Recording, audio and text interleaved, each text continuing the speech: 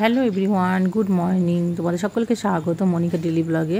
তোমরা ব্লগটি দেখতে থাকো, আশা করি তোমাদের খুব ভালো লাগবে। আর তোমাদের সকালবেলায় মানি প্ল্যান্ট গাছ দেখিয়ে দিলাম। 6:30টায় ঘুম থেকে উঠেছি, উঠেই দেখি যে গাছ থেকে আম পড়ছে। তখন ভাবলাম যে যেইভাবে আম পড়ছে তাহলে মনে হয় হনুমান এসছে। বেরিয়ে দেখি সত্যি গাছে 4-5টা হনুমান বসে আছে, তাই জন্য চাঙ্গুলটি নিয়ে বেরিয়ে পড়েছি। আর যখন হনুমান তাড়াতে বেরিয়েছি তখন এই গাছের ফুলগুলো ফুটেছিল রাস্তার ধারে, দেখলাম যে কেউ নেয়নি, তাই সকালবেলায় গাছের ফুলগুলো তুলে নিলাম। এই গোলাপি জবাগুলো এখন ফোটা স্টার্ট করেছে।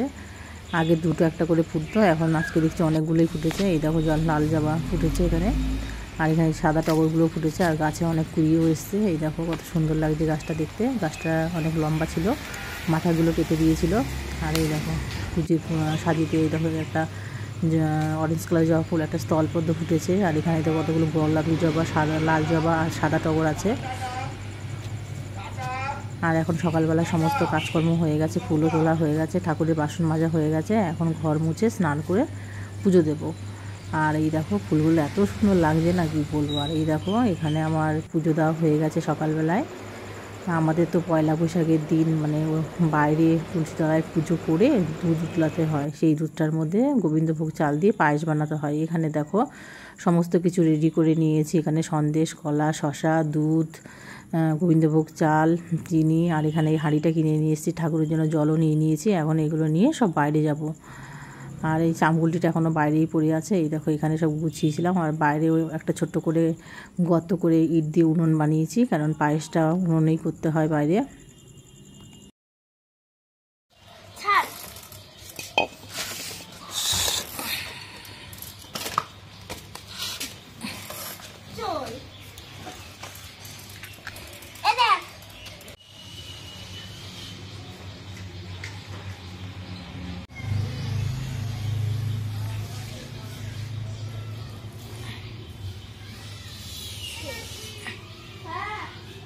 জালটা যেতে দেখে কর হ্যান্ডেল কি এত রিস্ক নিও না। কেন?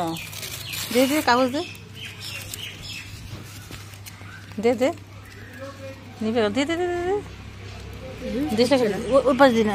তুই ধর, হাড়ির মধ্যে ধর, মোবাইলটা করে হাড়ির মধ্যে ধরে রাখ। হাতটা নামা তোর, ঠিক করে ধর।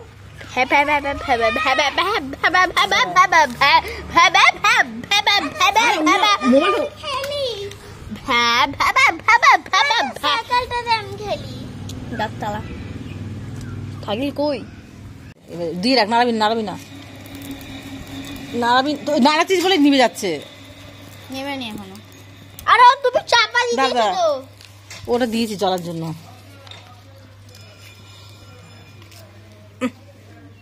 নিয়ে যাচ্ছে আরে।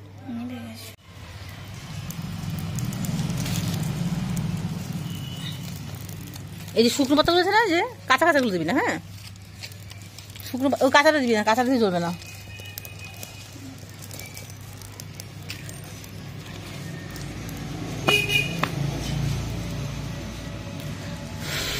অবস্থা দেখ কোথায় চলে গেছে সাইকেল নিয়ে। ও যেইভাবে ওখানে নেমেছে রে, আমি বুঝি আমার ঘাড়ে পড়লো বুঝি। দেখো দেখ, যা তুই নিয়ে আয়, প্লাস্টিকটা নিয়ে আয়। আর একটা ফুলের সাজির মধ্যে আছে, হয়ে যাবে আমাদের আম পাটি হয়ে যাবে। আলু দেবে, আলু আলু। দাদা যে কাঠ পাততে গেছে, দেখ আম আছে।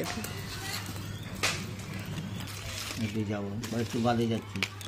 হ্যাঁ এসো বাড়িতে।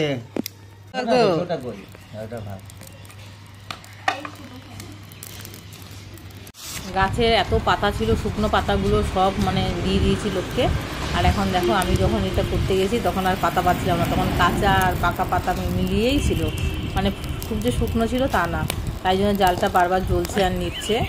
এই যে এখন এই আগে দুধটা উঠলে যখন পড়বে তারপরে এর মধ্যে গোবিন্দভোগ চাল আর চিনি দিয়ে দেবো। দাদা টাকে লাগবে এক্ষুনি।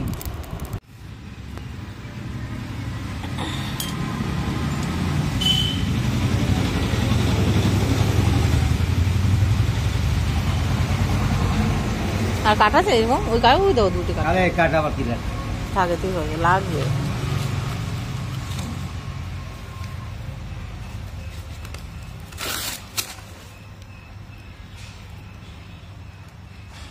এই দেখো এখন দুধটা উতলে পড়বে, তাই জালটা এখন ভালো করে জ্বলেছে।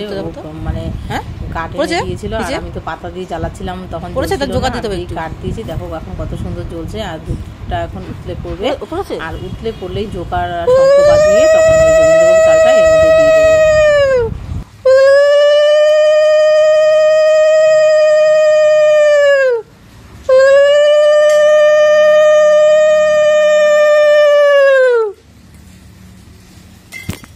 ব্যাস পড়েছে, আরো একবার নাড়ি পড়েছে।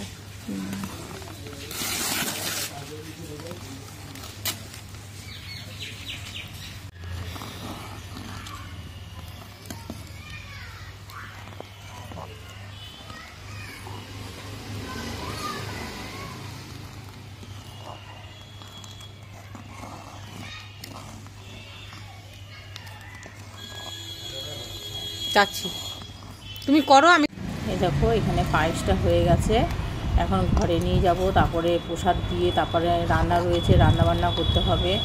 বাজার থেকে মাছ মাংস দুটোই নিয়ে এসছে, কিছুই করা হয়নি। এই দেখো এখানে প্রসাদটা দিয়ে নিচ্ছি আর নিজেও একটু প্রসাদ জল খেয়ে নেবো, তারপরে রান্না করব। এই দেখো পায়েসটা খুব ভালো হয়েছিল। আর এদিকে দেখো রান্নাঘরে চলে এসেছি, বাজার থেকে মাটন নিয়ে এসেছিলো আর হচ্ছে বাটা মাছ। আর এখানে আম দিয়ে ডাল রান্না করবো। ওই দেখো বাটা মাছগুলো দিয়ে নিয়েছি, ডালটা সম্বাদ দেবো। এখানে ভাতও বসিয়ে দিয়েছি, আলু উচ্ছে সিদ্ধ দিয়েছি, কারণ উচ্ছে নিয়ে এসেছিলাম। ভাজা করতে গেলে তো তেল দিতে হবে, এবার তেল তো বেশি খাওয়া ঠিক না, এই জন্য। আর এখানে দেখো মাংসটা বসাবো বলে তেজপাতা, তারপরে জিরে, টমেটো, পেঁয়াজ সমস্ত কিছু দিয়ে ভালো করে ভেজে এখানে মশলা দিয়ে ভালো করে মাংসটাকে মেখে দিয়ে দেবো। কেন খুব তাড়াতাড়ি রান্না করছি, কেননা ও আবার অফিসে যাবে তো, নয়তো অনেকটাই দেরি হয়ে যাবে।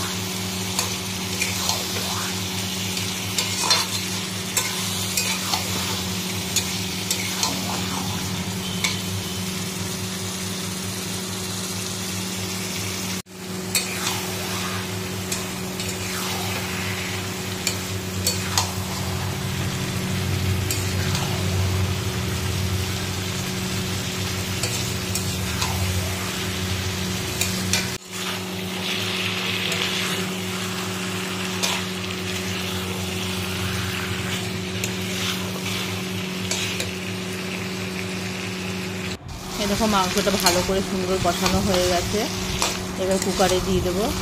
মানে মাংসটা এত সুন্দর কষানো হয়েছে, মানে তেলও ছেড়ে দিয়েছে। এটা কুকারেও দিয়ে দিয়েছি মাংসটা। এই দেখো হয়ে গেছে, 4-5টা সিটি দিয়েছি। এখন নামানোর আগে গরম মশলা দিয়ে দেবো। এই দেখো, আর ছেলেকেও খেতে দিয়ে দেবো, কারণ ছেলে সকালে ব্রেকফাস্ট করেনি, তাই জন্য। এই দেখো মাংসটা রান্না হয়ে গেছে, দেখতে কেমন হয়েছে অবশ্যই কমেন্ট করে জানাবে।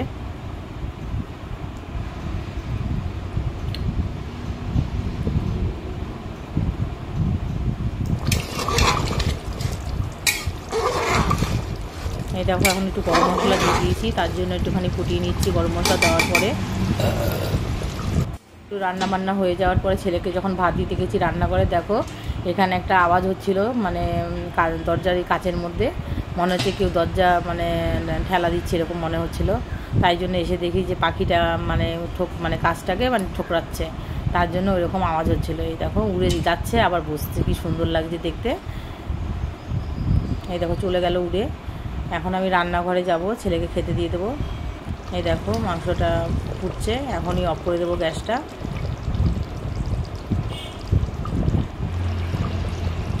আর এই দেখো ছেলের জন্য মানে থালায় ভাতও বেড়ে নিয়েছি। এই দেখো মাংস দিচ্ছি এখন।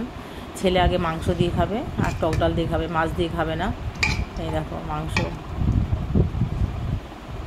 মানে গরম গরম ভাত আর মাটনের ঝোল আর মানে মাটন। যাই হোক, তোমাদের ভিডিওটা কেমন লাগলো অবশ্যই কমেন্ট করে জানাবে। আর এখানে এখন ছেলেকে খাওয়াতে চলে যাব, কেননা অনেকটাই লেট হয়ে গেছে, কারণ পুজো করে রান্না করতে গিয়ে অনেকটাই দেরি হয়ে গেছে। তোমাদের যদি ভিডিওটা ভালো লাগে তাহলে like, comment, share and subscribe করে দিও। দেখা হচ্ছে নতুন একটা ব্লগে। টাটা।